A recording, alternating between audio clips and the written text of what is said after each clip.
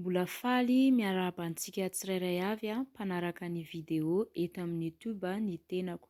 Ny tenin'Andriamanitra tamin'ny Asabata 1 ny volana May 2024 dia voasoratra ao amin'ny bokin'ny Deoteronomia 9:7 ka hatramin'ny 20. Ny lohahevitrizany tenin'Andriamanitra izany teboka voalohany, ny tsirairay avy dia samy manana ny anjara-pitahiny avy amin'Andriamanitra, mety tsy mitovy. Teboka faharoa, rehefa tahina amin'ny zavatra rehetra ianao, harena maro samihafa, dia tandremo alai-panahy mirehare, manao tsinotsinona ny hafa. Aza maka ny toeran'Andriamanitra satria hoe anananao ny zavatra rehetra. Teboka fahatelo, tandremo ihany koa ny miavonavona na manadino an'Andriamanitra rehefa anananao ny zavatra rehetra. Ndeha arovakitsika ny tenin'Andriamanitra, ny titran'izany tenin'Andriamanitra izany dia ny hoe ireo fakapanahy any amin'ny tany nampanantenaina.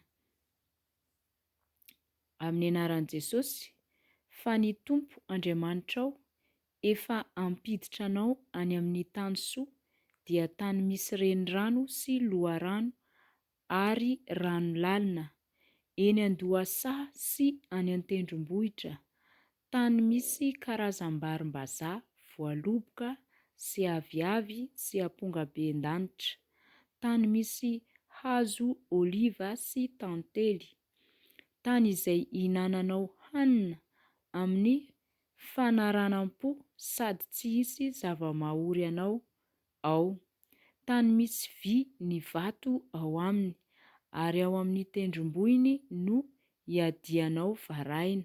Rehefa hihinana ianao ka ho voky, dia hisaotra ny Tompo Andriamanitrao noho ny tany soa izay nomeny anao.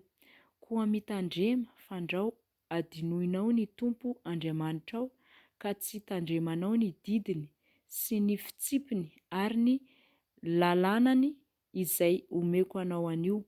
Fandrao rehefa hihinana ianao ka ho voky, fandrao rehefa hanorina trano tsara ianao sady hitoetra ao, fandrao rehefa hihamaro ny ombonao sy ny ondry amanosonao, sady hitombo koa ny volafotsinao sy ny volamenanao, no hitombo ny fanananao rehetra, dia hiavonavona ny fonao ka ho adinoinao ny Tompo Andriamanitrao izay nitondra anao nivoaka avy tany amin'ny tany Ezipta tamin'ny trano nanandevozana, izay nitondra anao tany an-tany efitra lehibe sy matahotra izay misy menarana mandoro sy maingoka, dia ny tany mangetana tsy misy rano. Izy koa no nampivoaka rano ho anao avy tamin'ny vatolampy vatoafo. Izy no nanome anao mana hohanina tany an-tany efitra, dia zavatra tsy fantatry ny razanao, mba hampanetry tenanao sy hizahana toetranao nefa hanisy soanao amin'ny ho avy.